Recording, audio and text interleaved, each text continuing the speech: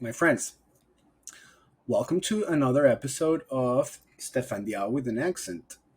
Thank you for being here with me. I am sorry if the first episode the volume wasn't quite right on like Apple Podcasts or Spotify. I am trying to figure that out. I'm trying to see if I can. Let me fix this just a bit. I'm sorry for the people that are watching. I don't have a tripod right now. So I'm doing it like a little bit raw. I don't have much time, okay? My baby is sleeping right now. My wife is working for the family. Me and my son, that's the family. And he's taking a nap right now.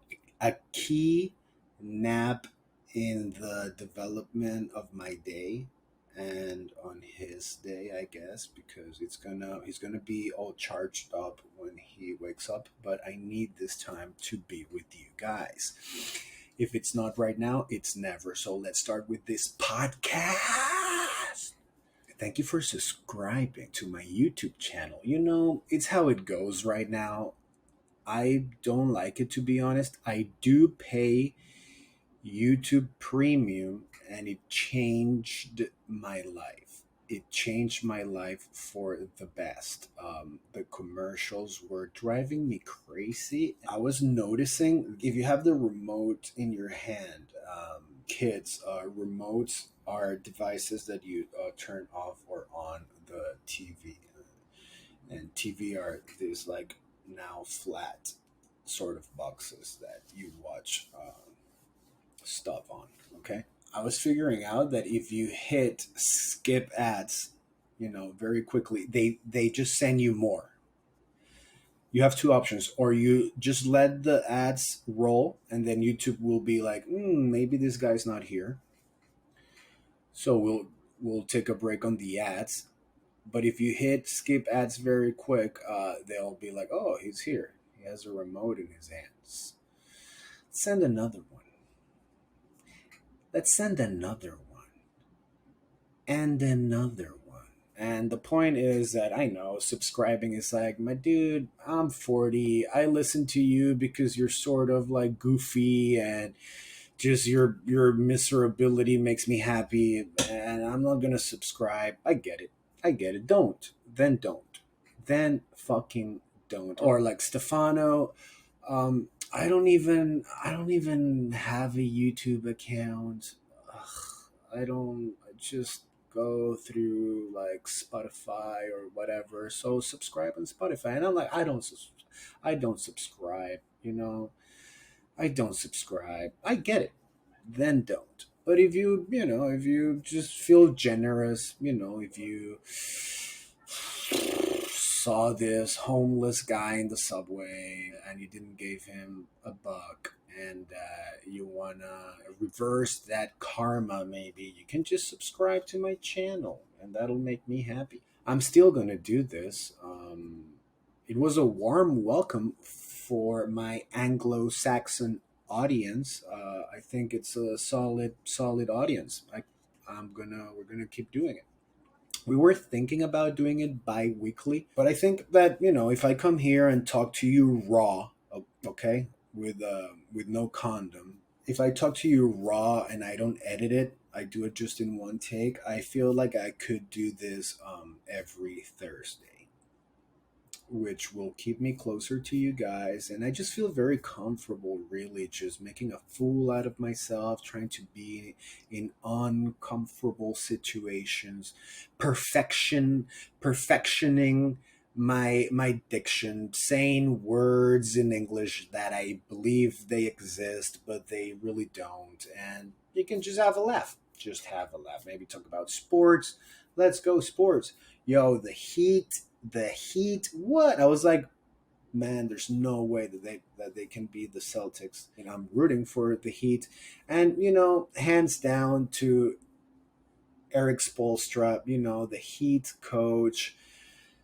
My dude, this was a guy that when LeBron and D Wade were there, he was being, there were rumors that Pat Riley used to really coach the team from the stands, and that this guy was winning because of LeBron and Wade.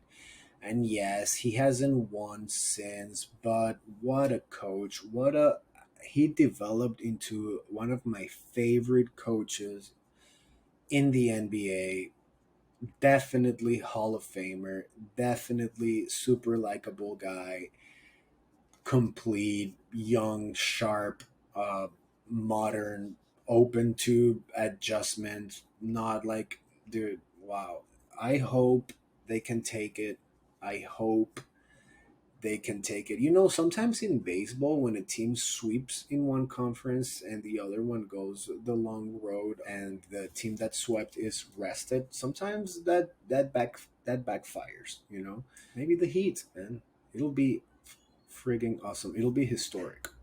It'll be historic. I would love for the Heat to take everything, and I would love for Denver also to take everything. My first NBA game that I saw live was Denver Nuggets at Houston Rockets. Houston Rockets had Steve Francis. They had one of my favorite players. This guy used to Mookie Norris, I think his name was. He used to play with an Afro. He could have been a Harlem Globetrotter, I believe, and it was the closest thing to a Harlem Globetrotter. I would watch him warming up, and I was like, "Oh man, this is one of my favorite players."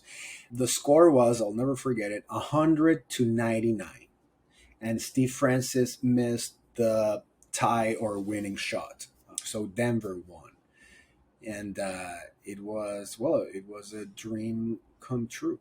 It was a dream come true to watch an NBA game in the old arena in Houston, not the new one. I've been to the new one recently, 2019.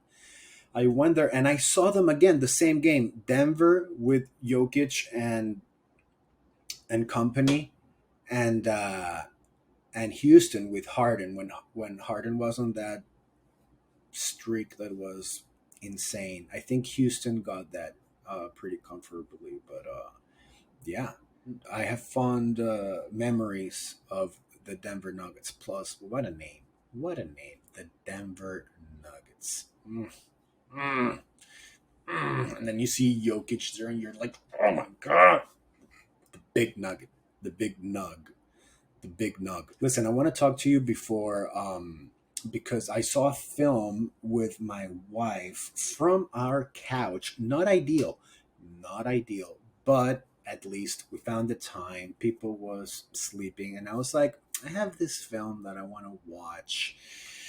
It's from this French director. She's like 30 something. She's like a prodigy. She was born like in Bordeaux, but then they moved to Reunion Island, and her debut feature was called Ava, and is, you know, I saw it a couple months ago, and I was like, wow, what a debut. Like, she started writing that film like when she was 26, or making the film when she was 26. It's about a teenager.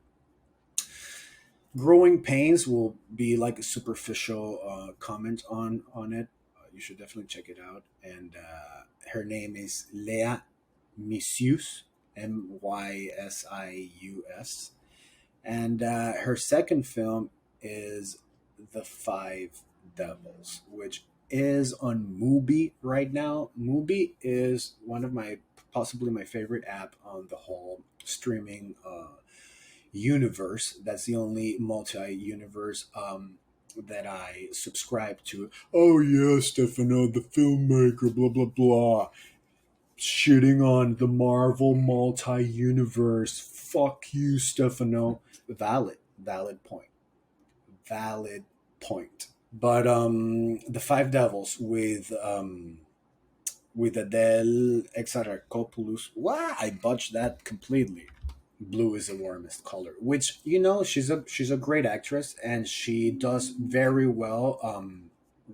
Women that love passionately, okay, characters that love in a very childish way, and I say this as a compliment.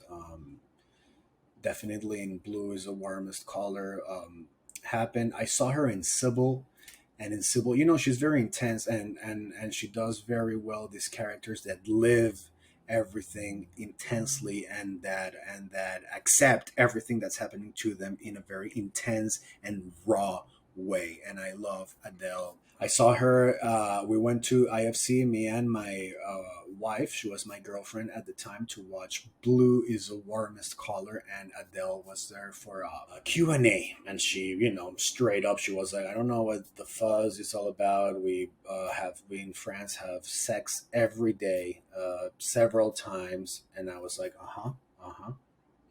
Here you guys can have a film about shooting the whole bunch and no one is alarmed, and then you see this picture, and you're like, oh my god, this has to be R rated, you know and I was, different types of culture. Then there was the whole thing about this is lesbians don't have sex like that. This is from a heterosexual man point of view. That was the point of view of the filmmaker, and as long as there was a safe environment to do these scenes, we should let the filmmaker carry on with his vision. And if we don't like it, we just don't see it. We just don't need to cancel everyone that tries to do a work of art. That's how I live my life, so I don't keep canceling everything. But The Five Devils, great film, full, very rich,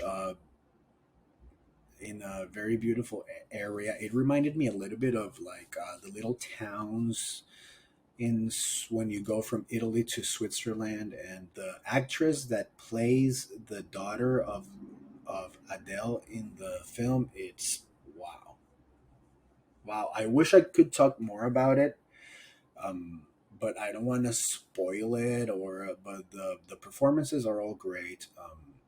The story is it's super rounded and fun, and there's magic realism, which is always like attached to like South American, and it's great to see a French filmmaker experimenting with a little bit of magic realism. And I don't like magic realism like deconstructed, because there's magic in a very real story, and I love that. That could be like a transcendental form of the term magic realism that I'm kind of like allergic to. Not allergic, but like I kind of put my eye drops, I'm just like, con las pinzas, we say in Spanish. We touch it very carefully because it's been so used, and it's so easy to just say something. Oh, that's the guy from Latin America. Oh, the magic realism. Gabriel Garcia Marquez. Shut the fuck up, my dude. Shut the fuck up. Shut the fuck up. Kidding. I'm kidding. We're here. We're inside of my mind. We're inside of my mind. We're in a safe place. We're inside of my fucking mind. What a privilege. What a privilege to listen to Stefandiao. Huh? The mind, the the entity that lives in my cerebellum. Mm? Mm? Mm? Do we have a chapter? Do we have an episode? Do we have an episode? Are we happy? My friends, see, this is the Stefandiao today, this week. I'm so happy that we are doing this. That's what she said. Hopefully, you know. See you next week. This is every Thursday. If you think that you have someone that might like this and they want to hear someone speak kind of weirdly in English, tell them to follow the show. Tell them to follow us on the Instagram, at Stefandiao, okay, and tell us to find us on YouTube and Spotify, Apple Podcasts, etc., etc. We are delighted to be here. We are delighted to be talking with you guys. And we are so happy and grateful for the things that we do and that we're here in this world helping each other out. And shut the fuck up, Stefan. Shut the fuck up. What am I doing here? What am I doing here? Bendition. God bless you.